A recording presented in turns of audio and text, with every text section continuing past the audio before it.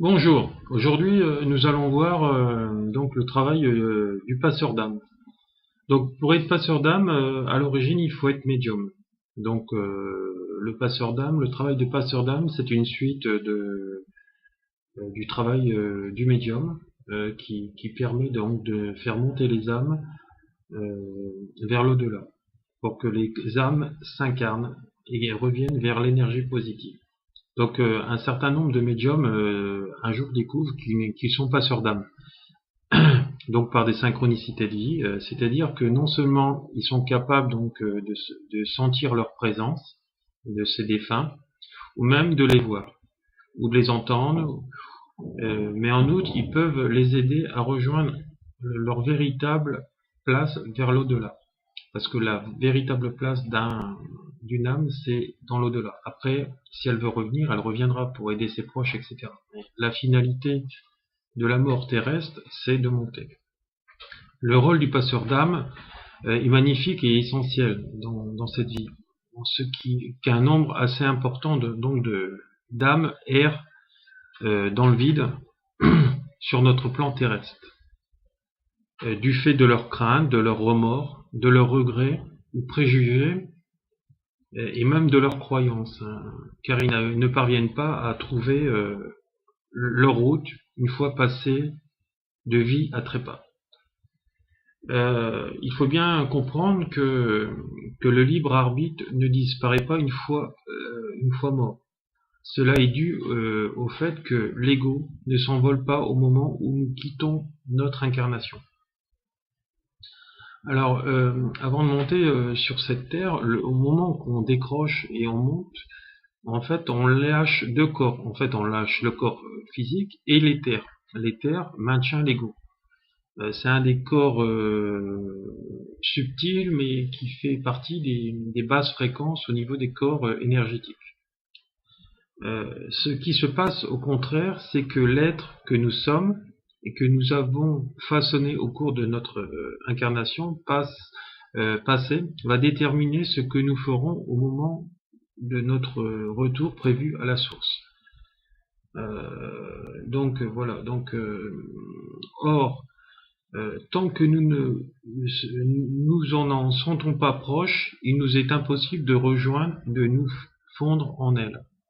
C'est-à-dire que la plupart du temps, nous montons pas un peu comme dans le film Ghost, c'est-à-dire que on attend quelques jours avant de monter, c'est pas direct. La plupart du temps, on attend notre enterrement, etc., nos obsèques, avant de monter définitivement. Parfois, on refuse la lumière, l'ouverture de portail, et on reste ici-bas. Et on se décharge énergétiquement, c'est-à-dire qu'on ne peut plus monter après, même si le portail vient s'ouvrir avec d'autres morts qui viennent à décéder. On est obligé de passer à travers des passeurs d'âme qui sont les seules sources de vie pour monter. Voilà. Voilà, donc j'en étais où? Oui. Donc ce qu'il faut, c'est apprendre à lâcher nos proches. Alors nos proches, la plupart du temps, c'est-à-dire que l'être humain prend la plupart du temps ses proches pour un bien matériel. Sauf que la matière, la belle maison, la belle voiture, les proches, etc., on est obligé de les lâcher. On n'emmène rien là-haut. C'est eux qui viennent nous rejoindre à un moment donné s'ils sont sur le même plan vibratoire que nous. Et les mêmes plans de conscience, mais voilà. Donc on est obligé de lâcher, de toute façon on peut rien emmener à part nos épreuves de vie et ce qu'on a appris. Voilà, donc en fait nous réincarnons sans cesse et si nous montons pas, nous brisons en fait le cercle des réincarnations, nous le retardons en fait. Le fait de le retarder, on prendra plus de temps encore à évoluer. Alors, simplement pour comprendre et accéder, nous avons besoin de temps, souvent de beaucoup de temps. Donc voilà, donc il faut prendre la mort comme si c'était pas une fin, mais une continuité. De toute façon, la mort, la mort sur le plan du corps physique est une continuité de la vie sur d'autres plans.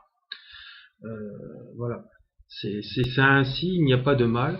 Donc voilà, donc c'est important de le comprendre, de l'intégrer surtout dans ce corps. Voilà, pour évoluer correctement. Voilà. Euh, Toutefois, lorsqu'il n'y a aucune raison quelconque, le lien de la source n'est pas suffisamment fort pour que la guidance naturelle puisse se faire. Et il faut l'intervention d'un tiers. Donc c'est pour ça qu'il y existe des passeurs d'âme, ou voilà, on les appelle comme on veut. Un prêtre peut aussi bien faire l'affaire si sait faire ce travail. D'autres personnes aussi. Il suffit de trouver celui qui nous convient. La plupart du temps, on appelle des passeurs d'âme souvent quand les maisons sont encombrées d'âmes, on n'arrive pas à vendre sa maison, etc. On se sent oppressé, etc. Ça, on le reverra. On le reverra ensemble à la fin de la vidéo. Je vais vous donner des exemples concrets parce que vu que je suis passeur d'âme, j'interviens dans le monde entier. Hein, donc voilà. Voilà, donc on va continuer donc cette explication sur le passeur d'âme et son travail qui est très très important. Puisque c'est notre dimension terrestre que certaines âmes semblent coincées, il est plus facile pour ces âmes qui refusent l'au-delà, donc d'être connectées à cette source, pour être incarnées par des entités angéliques qui s'imposent jamais aux âmes. Donc voilà, donc quand on a une fermeture d'esprit, souvent on ne voit pas ces âmes-là. Les gens qui sont du côté cartésien, matériel, très matériel, riches, millionnaires, souvent sont très fermés, etc., liés à l'ego, etc. Donc ainsi les passeurs d'âme est la personne la mieux placée pour aider une âme en peine ou égarée, même qui refuse d'admettre que sa place n'est plus ici. Le passeur d'âme est là pour l'aider à comprendre quelle route est réellement celle qu'il faut désormais emprunter. Alors, cela n'est pas forcément simple. Certaines âmes sont soulagées de rencontrer des passeurs, même beaucoup d'autres n'ont que le désir de rester ici. Alors, elles ont peur, veulent rester avec leurs proches, parfois déjà décédés, mais elles ne se rendent pas compte. Souvent, certaines âmes ne voient pas qu'elles sont mortes, parce qu'elles sont mortes d'une mort violente, assassinat, accident de la route, etc. Des morts brutales. Donc, ou elles sont tristes, tout simplement en colère, elles sont devenues néfastes et traînent avec elles des énergies de douleur. C'est pour ça que souvent on se sent oppressé dans certaines maisons, ou dans certains lieux. Ces âmes-là n'acceptent pas l'idée qu'elles puissent avoir besoin d'aide et rejettent l'amour. Donc, le passeur doit faire preuve d'autorité avec elles, car elles représentent une menace pour ceux qui les sentent, sur le plan énergétique, angoisse, stress, etc. Même blocage de toute la vie affective, vie de travail, etc. Le passeur doit les renvoyer d'office dans la lumière afin qu'elles soient délestées de leur énergie lourde et dangereuse, mais ensuite ces âmes devront se mettre en phase à leur peur ou à leur colère. Voilà, donc c'est un gros travail de ces deux intervenants, de ces deux personnes.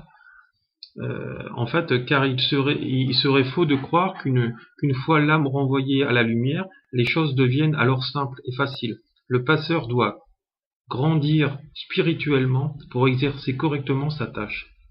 Il lui faut accepter, l'idée que parfois il devra composer avec un sentiment erroné d'échec dû au fait que certaines âmes lui laisseront une part de leur souffrance en partant. Donc voilà, le parcours des âmes peut s'avérer long et douloureux. Ensuite, même s'il a vocation à les conduire à se purifier elles-mêmes, certains passeurs, beaucoup même, sentent cela car ils conservent un lien avec les âmes qui leur sont quelque part marquées de leur empreinte, vu que l'âme intègre votre corps physique et est propulsée à travers votre énergie, vu que nous ouvrons le canal. Alors, cela peut générer donc de gros problèmes et devenir difficile à gérer pour le passeur incarné, pas s'il est sur le plan divinatoire et extrêmement élevé sur le plan spirituel. Pour lui, c'est une facilité déconcertante même pour certains. Voilà pourquoi il est nécessaire d'opérer donc une hygiène spirituelle très stricte. Il convient de se purifier après chaque séance de passage, de renouveler les énergies de la maison de manière régulière, de regarder qui l'on fréquente également. Il faut donc avoir les yeux ouverts sur son entourage, donc c'est-à-dire de rien laisser de négatif entrer chez soi, etc. Et se séparer des boulets, des gens négatifs. Les passeurs donnent naturellement beaucoup et ils se font donc facilement vampiriser par des larves énergétiques. Alors, quand on est comme moi en plus dans les soins énergétiques, je peux vous dire que ça n'arrive jamais. Ça, seuls les médiums et passeurs d'âme qui peuvent être dans le bas astral, disons pas dans le bas astral, mais qui sont dans des univers plus bas, peuvent se faire vampiriser. Quand on atteint le seuil dont j'ai atteint, c'est-à-dire le point zéro, dans un lâcher-prise total, personne ne peut vous vampiriser, je peux vous le dire. Et vous le garantir. Donc ça, là, il faut monter son taux vibratoire. Quand vous avez un taux vibratoire très très élevé, je peux vous dire que les basses énergies, elles vous fuient. Donc ils ne doivent jamais le tolérer. Il faut qu'ils fassent attention. Donc c'est très important. À tout ce qui peut les affaiblir. Cela est très important. Même la nourriture, la viande, tout ça affaiblit le passeur d'âme. Donc moi, en grande majorité, je ne mange pas de viande. J'ai remplacé ça par d'autres protéines. De la même manière, il est fortement recommandé d'établir un protocole dans sa manière de procéder. Il ne faut pas dire oui à toutes les âmes qui se présentent. Le passeur est celui qui doit veiller à son propre confort et à son bien-être. C'est lui de mettre en place des barrières énergétiques qui lui permettront à ne se pas trouver envahir ou englué dans cette situation difficile. C'est-à-dire que moi, souvent, ils venaient me contacter la nuit, puisque je les voyais beaucoup la nuit, et je leur disais stop. Je dis, la nuit, pour moi, c'est fait pour dormir. À partir de 23h, je veux dormir, vous me laissez dormir. Quand demain matin, quand je me lève, là, je vous aiderai à passer. Donc, il faut savoir dire non. Donc, vous attendez le lendemain matin, et là, j'ouvre le portail pendant une certaine durée, et vous passez. Donc en fait, j'ouvre un portail énergétique, ce qu'on appelle un vortex, qui est connecté avec mon être intérieur. Il est souvent donc aidé pour cela par ses propres guides spirituels. Néanmoins, il arrive qu'au départ, il ait le sentiment qu'il est le seul face à ce monde de sollicitants en fait. Souvent quand il y a eu les crashs d'avions, quand il y a eu les attentats dernièrement, etc., dans différents pays, moi j'avais des centaines d'âmes qui venaient chez moi. Et après je les faisais passer. Mais vu que moi, chez moi, c'est une énergie spirituelle d'abondance et de bien-être, et vu que nous, les médiums, nous sommes dans la lumière, on attire la noirceur. Donc c'est-à-dire que la noirceur vient nous demander l'aide, et puis nous on les fait passer. C'est pas des êtres malveillants, attention, faut pas confondre avec des démons ou autre chose. Donc c'est alors à lui, dans ce cas de figure, de demander de l'aide pour lui-même, et ce que trop ne font pas en fait. Donc il faut qu'ils appellent leur guide spirituel. Donc quand on est quand on fait partie du monde de la guérison, des guérisseurs, etc., comme moi, comme nous, etc., on a minimum 3 guides spirituels qui sont au niveau angélique et donc qui sont très très hauts et qui nous aident vu que c'est notre mission divine. Donc des archange Michael, etc., ils sont auprès de nous, on a juste à rentrer en connexion avec notre mental, et donc rien que par le pouvoir de la pensée, on est en connexion avec eux.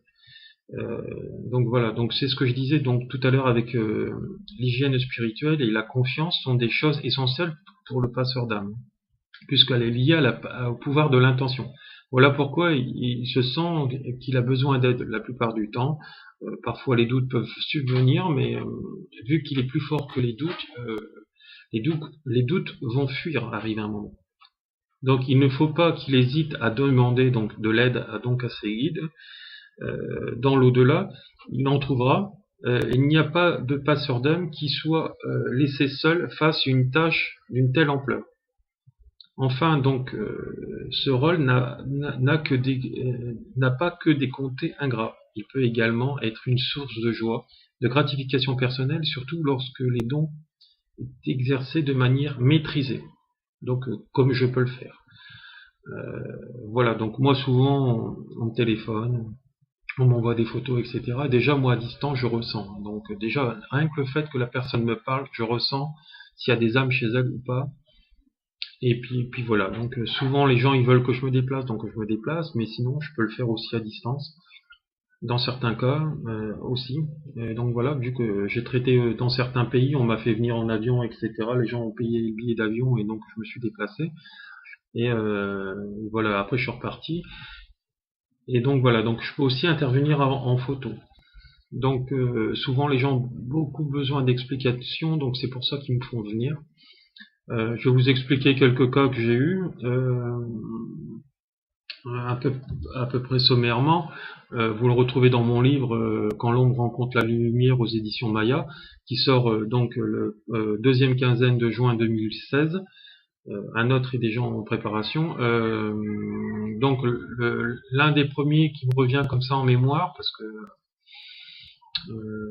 j'en ai encore des souvenirs, même si c'est un peu lointain. On m'a fait venir à Saint-Cyr-les-Lecs, au niveau de la mangrove, qui entoure cette étendue d'eau, etc. Et vu que comment ça s'appelle, cette superficie de terre, etc., était peuplée il y a des centaines d'années par le peuple romain notamment, qui a construit donc tous ces amphithéâtres, etc., et ces maisons de type romaine. Donc c'était un lieu hyper chargé d'histoire. Certaines âmes, vous savez comment ça se passait hein, à l'époque de ces rois, il y avait beaucoup de beuveries, de méchanceté, etc. Et donc beaucoup accrochaient à ce côté matériel de la chose. Donc souvent c'était des gens qui avaient peur de perdre, etc. et de monter vers quelque chose d'inconnu. C'est propre aux gens cartésiens. Souvent les gens cartésiens de souffrance qui ne veulent pas évoluer, c'est-à-dire ne changent pas de situation. Même si la situation ne leur convient pas, ils resteront dans cette situation puisqu'elle est dans le connu. D'accord? Donc ils iront pas vers le renouveau qui pourra les rendre heureux. Voilà. Donc voilà, c'est des gens, c'est ce que je disais tout à l'heure, ils veulent pas quitter l'abondance dans laquelle ils sont, leur famille, leur super maison, le train de vie, etc. Et donc on reste accroché à cette terre. Donc il arrive un moment, tout le monde disparaît, certaines âmes montent, parfois certaines âmes se retrouvent tout seuls, comme une autre histoire que je vais vous raconter. Une dame une fois, elle m'appelle, je crois qu'elle habitait du côté de Gérardmer, moi je suis à Toulon dans le Var, 83, et elle me dit j'entends une petite fille dans une des pièces à côté jouer aux billes. Voilà, chanter, etc. Donc elle m'appelle, etc. Donc moi je me mets en connexion avec cette petite fille, elle m'envoie des photos par internet, tac tac, je l'appelle à moi, et puis hop, j'explique mentalement par le troisième œil le lien, etc. Une connexion télépathique en fait, hein. Et la petite fille, elle vient à moi sur le plan donc de l'âme, hein. Donc elle arrive chez moi et donc je lui explique que ses parents l'attendent de l'autre côté du portail du canal de lumière et pouf. Donc j'étais en position assise, je regardais la télé et donc bon, j'ai coupé la télé, ce que j'étais en train de faire, et puis donc je me suis tellement concentré que la petite fille allait monter en moi, je l'ai senti d'un seul coup, pouf, l'impression qu'elle était catapultée à l'intérieur de moi. Voilà, donc quand j'interviens dans la première maison notamment et dans les autres après, parce que je suis allé faire aussi des nettoyages à Cuers en 83 et dans d'autres villes aussi et pays, je me déplace, etc. Connexion avec l'âme, mentale, etc. Je les appelle à moi, je leur explique que ils ont plus rien à faire ici puisque tous leurs proches sont montés et puis elles montent en moi et j'ouvre le portail et elles sont propulsées. Et après, il y a des changements puisqu'il n'y a plus d'engueulade dans les maisons. Après, il n'y a plus d'engueulade, on sent l'énergie moins lourde dans la maison, moins stressé, plus de lumière qui rentre d'un seul coup, plus de bien-être. Et puis si on a décidé de vendre la maison, d'un seul coup elle se vend. Les visites s'accroissent et puis vous la vendez. Donc voilà, donc pour moi, tout ça, c'est merveilleux. On a notre utilité sur cette terre. Il faut encore avoir cette ouverture d'esprit pour y croire, etc. Et puis, comme je dis, en soins énergétiques, on n'a rien à perdre, on a tout à gagner. Donc, faut au moins essayer une fois. Et puis, quand on choisit des thérapeutes de cet ordre, comme dans les autres médecines, même générales, eh bien, il faut prendre de bouche à oreille, parce qu'il y a aussi, il y a de tout dans ces métiers-là. Et le bouche à oreille, c'est ce qu'il y a de mieux. Voilà, donc je vous encourage vivement, quand vous entendez des choses comme ça, s'il y a des gens qui ont des problèmes de cet ordre ou d'autres, qu'ils m'appellent, ou qui rentrent en communication. De toute façon, il y aura toutes mes coordonnées sous cette vidéo et sous les autres vidéos. Et puis vous pouvez même vous abonner à ma chaîne qui est gratuite, hein. Vous recevrez en temps réel donc toutes ces vidéos donc d'éveil spirituel, de développement personnel, car il n'y a que ça qui peut vous délivrer de vos souffrances, de toutes sortes de souffrances terrestres. Voilà. Bah, je vous remercie et puis à une prochaine vidéo. Et puis voilà, donc n'hésitez pas à rentrer en communication avec moi si vous désirez. Voilà, au revoir.